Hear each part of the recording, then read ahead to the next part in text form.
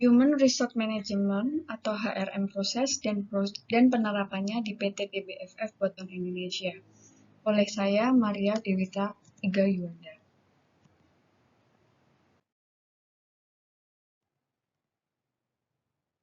Oke, HRM adalah fungsi manajemen yang berfokus pada mendapatkan, melatih, memotivasi, dan mempertahankan karyawan yang kompeten.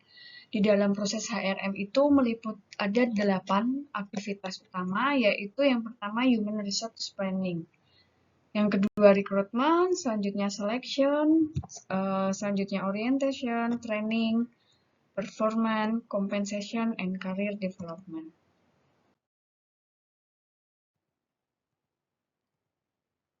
Oke, Human Resource Planning sendiri yang saya ambil dari buku Robbins tahun 2018, itu merupakan proses di mana manajer memastikan jumlah dan jenis karyawan yang tepat yang berada pada suatu tempat dan waktu yang tepat agar organisasi itu dapat mencapai tujuannya. Nah, HR sendiri kalau di dalam PT DBFF Boton Indonesia, dia melakukan perencanaan tenaga kerja tahunan, menganalisis kebutuhan produksi harian, dan sebagainya. Dialah yang mengurusi. Oke, untuk rekrutmen. Rekrutmen sendiri merupakan proses menemukan, mengidentifikasi, dan menarik calon pelamar yang kompeten untuk posisi yang tersedia. Jadi kalau dari PT Boton Indonesia itu divisi HR menggunakan suatu sistem seperti LinkedIn untuk mencari suatu karyawan atau staff.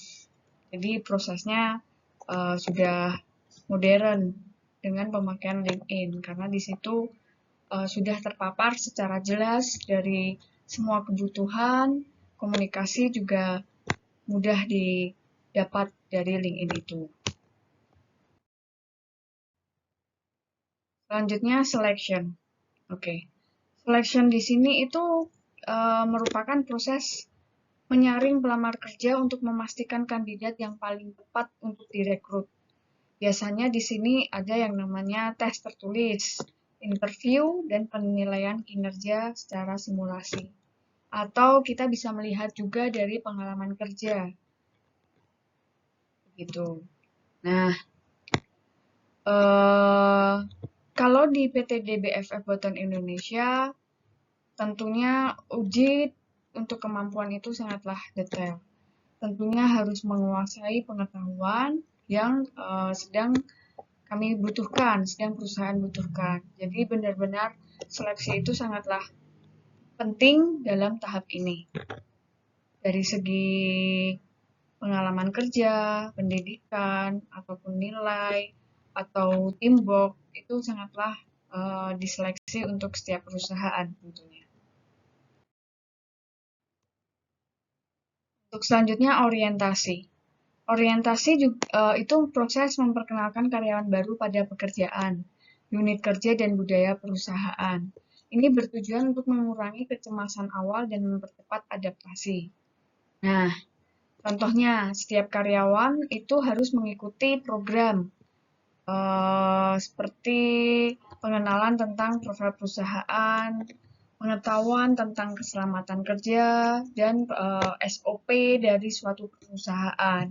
Dan ini sudah diterapkan di PT Boton Indonesia sendiri untuk orientasi. Jadi semakin kita mengenal satu sama lain, semakin kita mengenal lingkungan kerja kita, itu bisa mengurangi tingkat kecemasan dalam bekerja. Jadi proses adaptasi di sini sangatlah penting.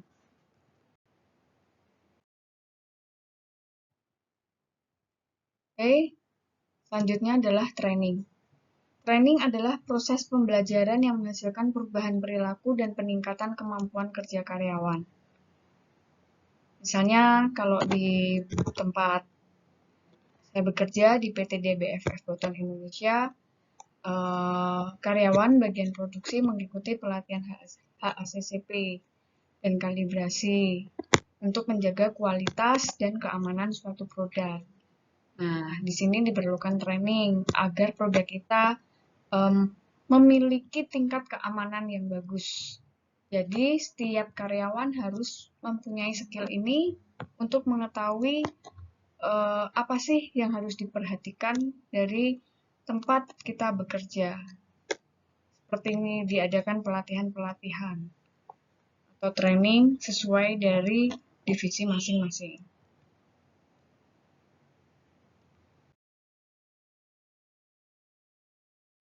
Oke, selanjutnya performance management.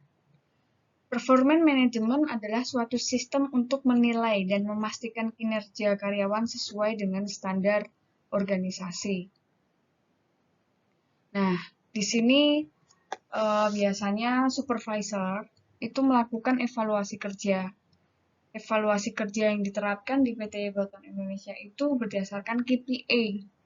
Seperti apa sih efisiensi mereka dalam bekerja, kedisiplinan, keuletan, kerja sama antar bagian atau yang disebut dengan teamwork, itu tuh sangat dilihat dari performance management ini.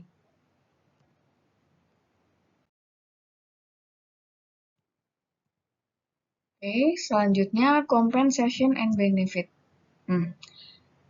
Compensation and benefit ini merupakan bentuk penghargaan yang diberikan kepada karyawan, baik itu finansial atau gaji atau bonus, ataupun non-finansial, mungkin seperti cuti atau penghargaan lainnya. Nah, ini adalah untuk meningkatkan karyawan untuk lebih bersemangat bekerja, tidak adanya demotivasi dalam bekerja. Oke, ini hanya sekedar contoh saja dan mungkin ini bukan hal yang sangat mungkin ini bukan hal yang ada di setiap perusahaan, tetapi adanya kompensasi dan benefit seperti ini itu akan meningkatkan semangat kerja untuk karyawan. Misalnya karyawan yang berprestasi mendapatkan bonus produksi setiap tahunan, atau tunjangan, atau mendapatkan transportasi, seperti itu. Dan tentunya tidak diberikan secara cuma-cuma, tetapi sudah ada penilaian KPI, jadi sehingga karyawan itu bisa mendapatkan hasil yang dia lakukan dengan kerja kerasnya itu. Ini adalah kompensasi and benefit yang tadi telah dijelaskan.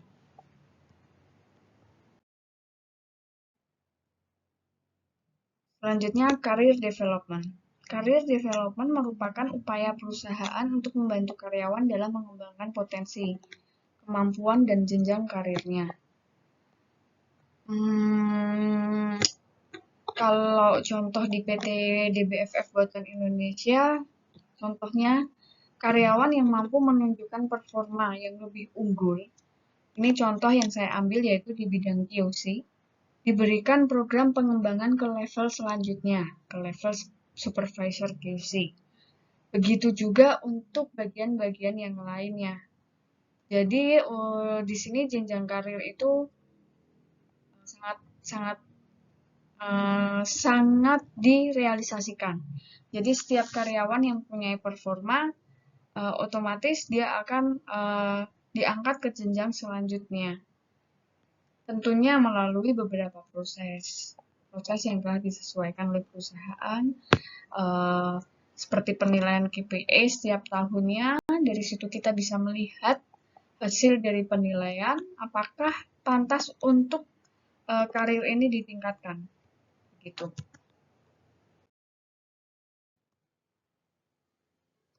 Oke, jadi dapat disimpulkan yaitu HRM proses itu sangat membantu suatu organisasi. Yang pertama, menarik karyawan yang sangat berkompeten. 2. Meningkatkan keahlian dan kinerja. 3. Mempertahankan SDM terbaik. Dan 4. Mencapai tujuan strategis perusahaan. Implementasi di PT DBFF Boton Indonesia menunjukkan bagaimana HRM itu sangat mendukung produktivitas dan kualitas kerja secara berkelanjutan untuk sekarang maupun untuk kedepannya.